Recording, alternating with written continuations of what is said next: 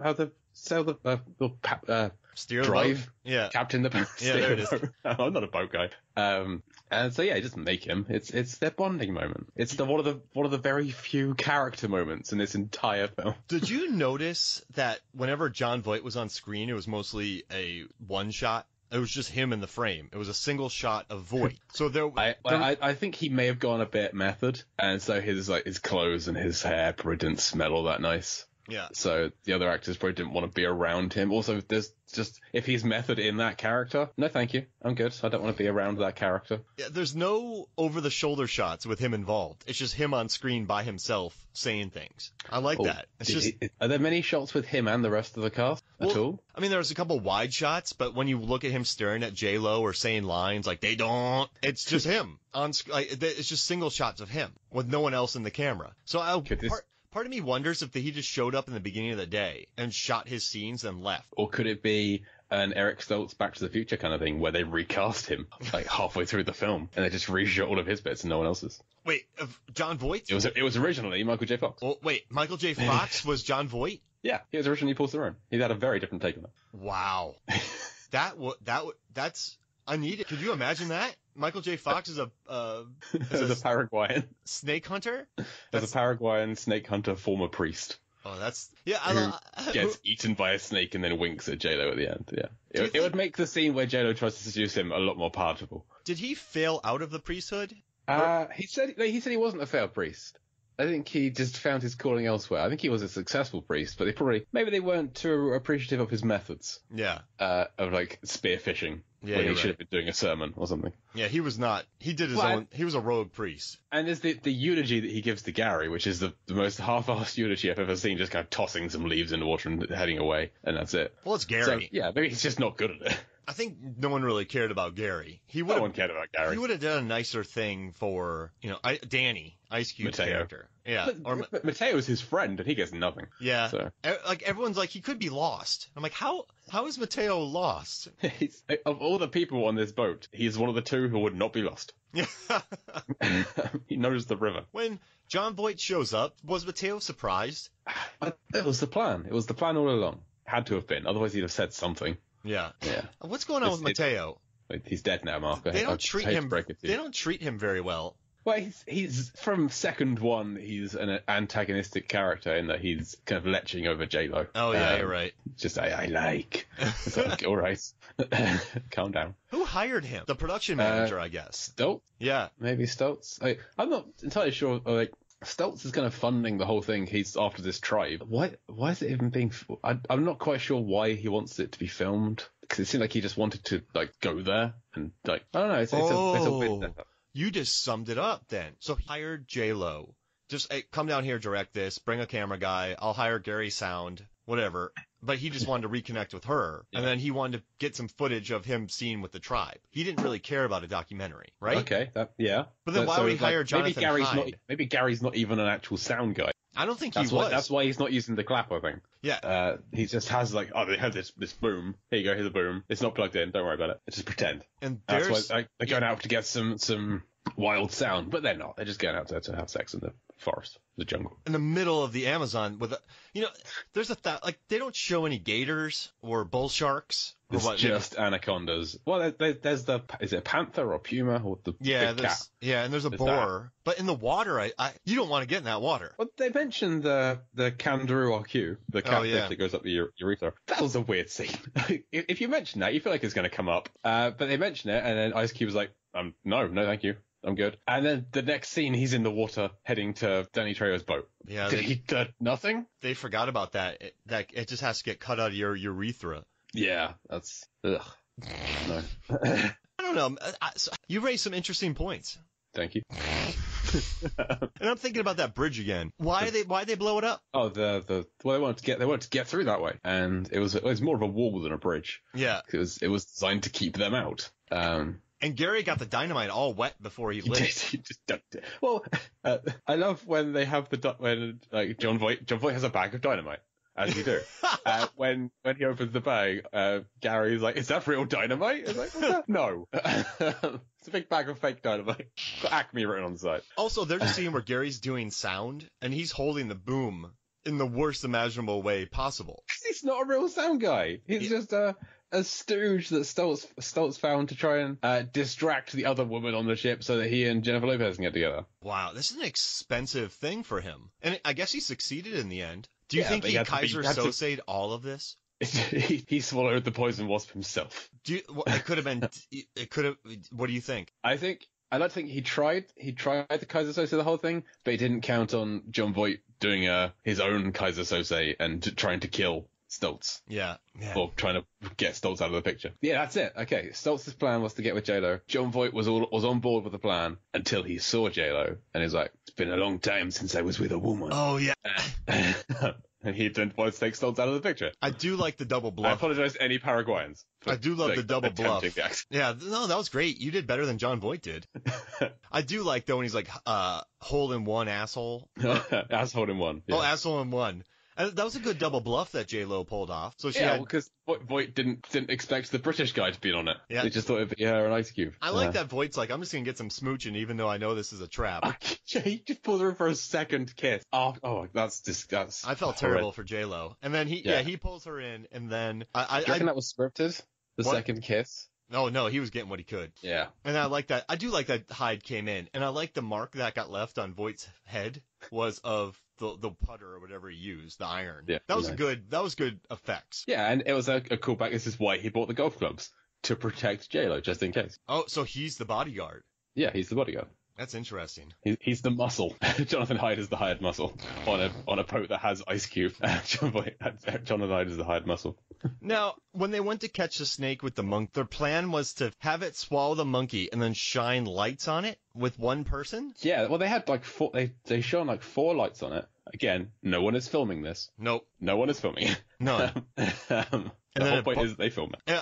Gary let him down a lot on that. And Carrie she was really destroyed by the whole thing. Well, she was destroyed by Gary being killed. And also, Gary's heel turn, because bear in mind, she's in a relationship with this guy, and he's suddenly turned against the whole crew, and like at one point he's held a gun on his former like friends. Yeah, he is holding a gun. It's the supposed sound man. Yeah, the fake sound, the stooge, the sound stooge. He never puts lavs on him either. There's no wireless mic. Is that what lavs are? Yeah. Okay, sorry. I'm not in the business, Mark. Yeah, I'm sorry. My bad. Why don't you know that? Gary wouldn't know what that is, so it's fine. No, there we go. Gary's my way into this film. So I know what Gary knows. I know which end of a mic to hold, a boom to hold. And that's about it. Why didn't the dart work that got shot into the Anaconda? It got shot right into its mouth. A big dart. Maybe, well, bear in mind that John Voight, who is smaller than an Anaconda, gets hit with the same kind of dart later and it falls off. So it didn't work on him either. So maybe it wasn't in the snake long enough. Maybe it needed to, if what's her name? If Carrie hadn't fallen into the water, the snake was distracted, then the movement of it heading back round to find her, maybe that dislodged the dart somehow.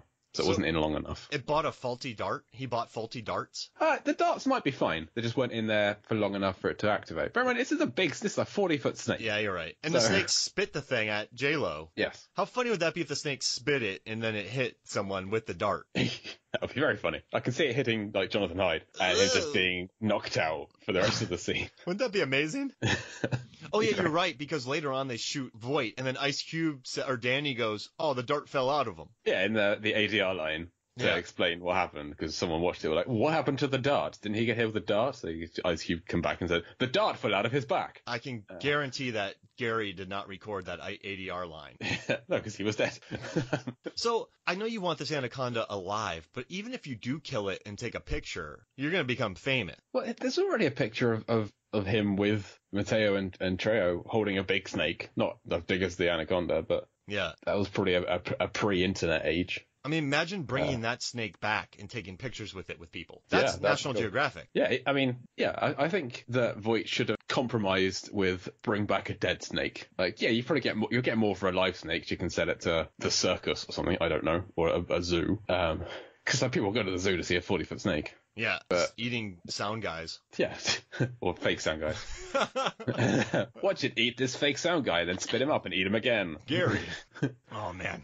Now, the final plan that he has, does he know that they're going to show up at that factory and look for gas in there? Well, that's where they're heading. I think that's the ultimate destination, is to go there, because that's where the second Anaconda is. So maybe he knows that's the kind of the mating ground of the big Anaconda. This little one that keeps attacking them, that's just kind of an extra if he gets that one. They're heading for the big one in the snake factory, where there's lots of little snakes as well. Who built that factory? It's very snakes. It's very far out there. It is. I doubt it was the tribe. If it was the tribe, then I'm sorry, but I doubt it's the kind of the people in the mist that Stoltz is after. Maybe it was maybe it was built there, and then the Amazon came up around it. No, that's not how history works. Yeah, that didn't happen. That's how big. I think it was probably like a sawmill, maybe like a wood. Yeah. There's some. But who transported that there? Werner Herzog. Oh, yeah, he did do a boat, didn't he? Yeah, he did a boat. That's over a mountain. That's a perfect answer. So Werner Herzog created that. Yeah, I buy it. I buy that. Imagine Werner Herzog's Anaconda. It'd be amazing. It'd be fantastic. I mean, he had a reptile in Bad Lieutenant. Remember the iguana scene? Yeah. Instead of John Voight, we'd have Klaus Kinski, and I feel like it might be a better film. Jeez Louise. I mean, he made Nosferatu. That was really good. I love that might be my favorite version. Oh man, I love his Nosferatu. And with the same cast? Oh yeah. My gosh.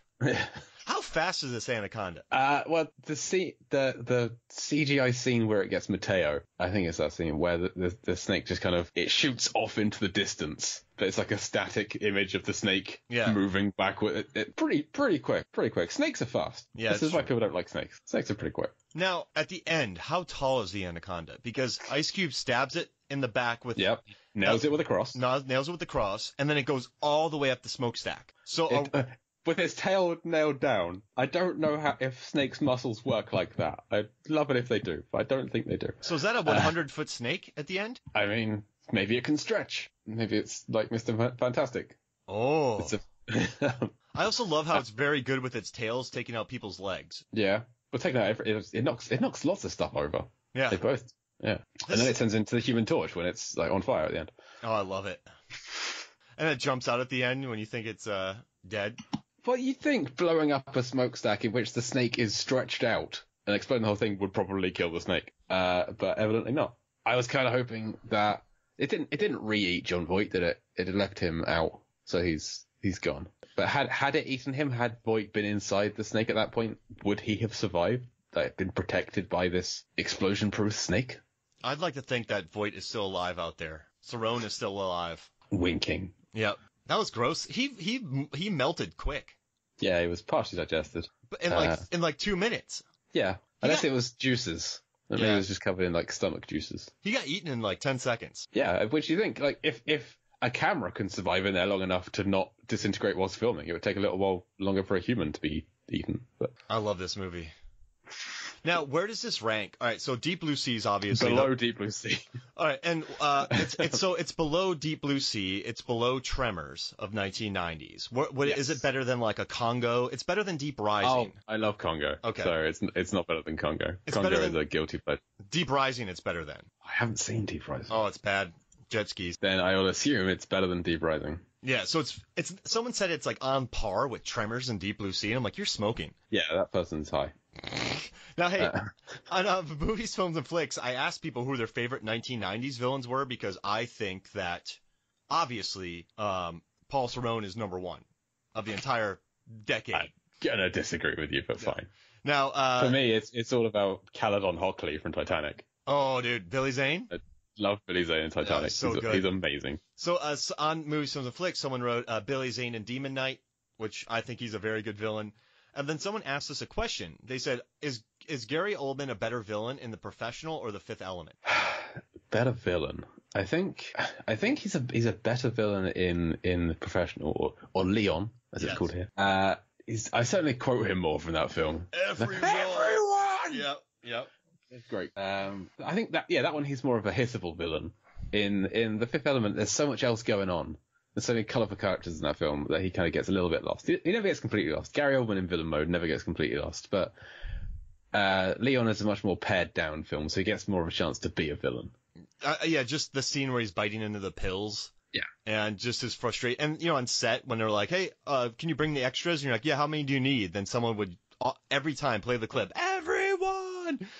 Yeah, I think that's, and he kills, Leon at the end. But you're right, when you talk about Fifth Element, and sorry if you're the person, but no one ever goes, oh yeah, Gary Oldman, right? Yeah, there's so many other things you talk about before you get to him. Yeah. All right, so then that